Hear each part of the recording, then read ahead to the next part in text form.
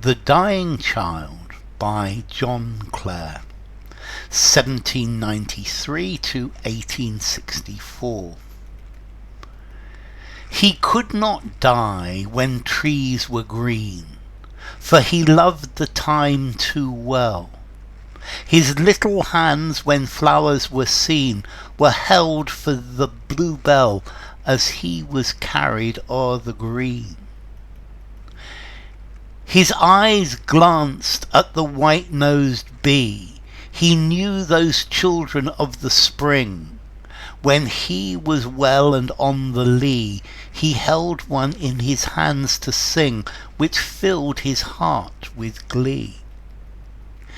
Infants, the children of spring, how can an infant die when butterflies are on the wing? Green grass and such a sky, how can they die at spring? He held his hands for daisies white, and then for violets blue, and took them all to bed at night, that in the green fields grew as childhood's sweet delight.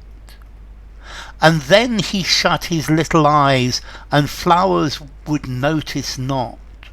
Birds' nests and eggs caused no surprise, but now no blossoms got.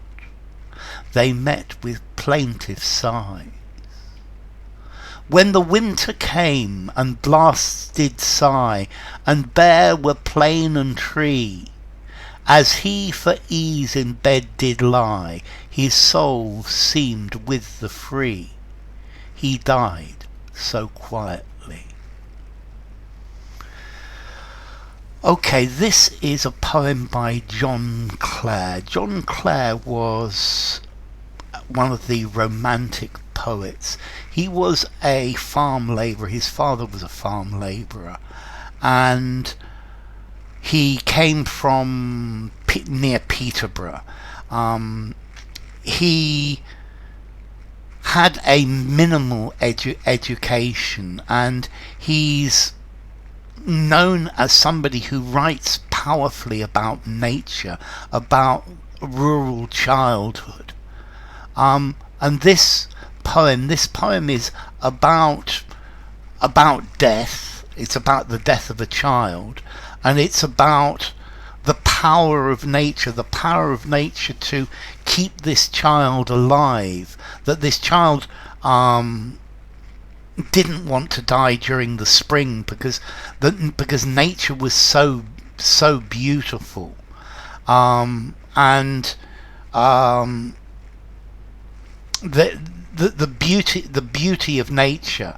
And this poem is also complaining against the unfairness of the death of a child. How can a child die? How can nature let a child die? And nature is trying to keep this child alive. He would not die when trees were green, for he loved the time too well. So this child is dying. He's very sickly, he's very poorly, but he was not going to die while the trees were green. For he loved the time, he loved the springtime. Springtime was beautiful. His little hands, when flowers were seen, were held for the bluebell as he was carried over the green. So his hands were always holding flowers, and when there were bluebells in his bluebells in his hands, and he was carried over the green. So I have the feeling that either the other children, I think the other children are carry him over the green. They carry him about in the countryside, and they he's not able to walk, but they put bluebells in his hands, they put flowers in his hands because he loves the flowers. His eye glanced at the white-nosed bee. He knew those children of the spring. So he looked at a white-nosed bee, and he knew the bees. He knew what the bees were like.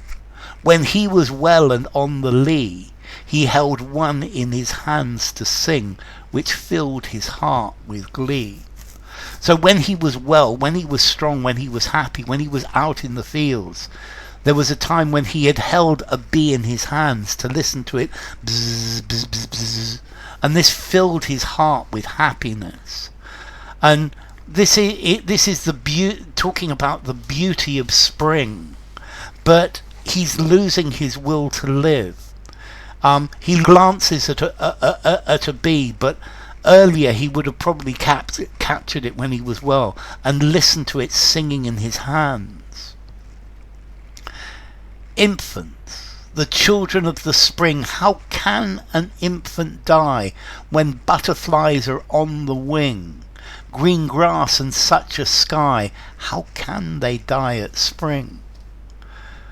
So here he's saying, how is it possible for a child to die in spring? It's not, because the springtime is rejuvenation, rebirth. The spring is keeping him alive, and everything is so beautiful. This is not a time to leave life. This is a time to appreciate the butterflies, appreciate the green grass, appreciate the beauty of the sky. And how can a child die in spring?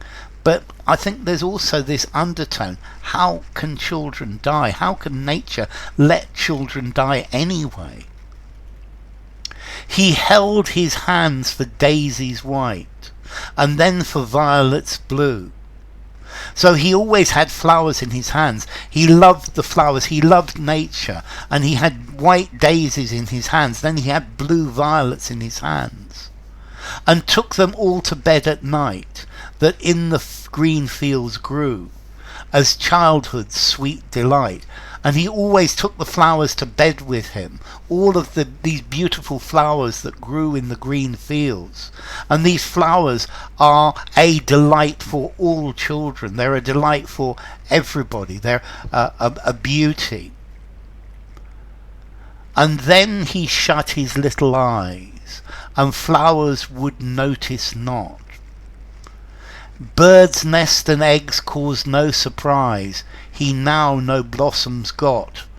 They met with plaintive sighs. So clearly he's getting worse. He's becoming sicker. And so now he starts to shut his eyes, and he's not noticing the flowers. He's not looking at the flowers. And if they give him a bird's nest or an egg, or the bird's eggs, these don't surprise him.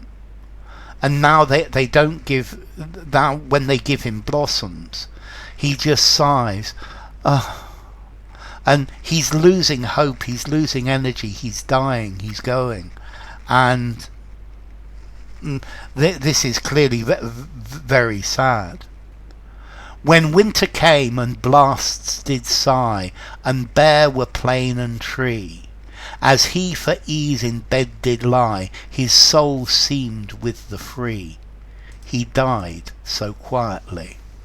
And finally, when winter came, when the wind was blowing hard, and the trees were bare of leaves, and the plain was empty, and the wind was blowing, he was lying in bed, because this was the best place for him.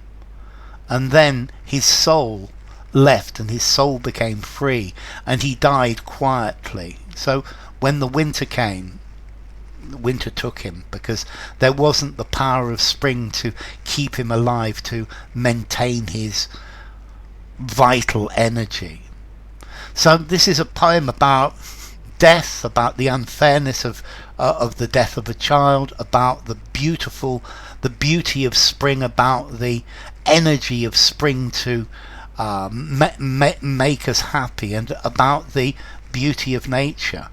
And I think these are John Clare's major topics: the beauty of nature, and life in the countryside, and how beautiful nature can be. So, The Dying Child by John Clare. Bye for now.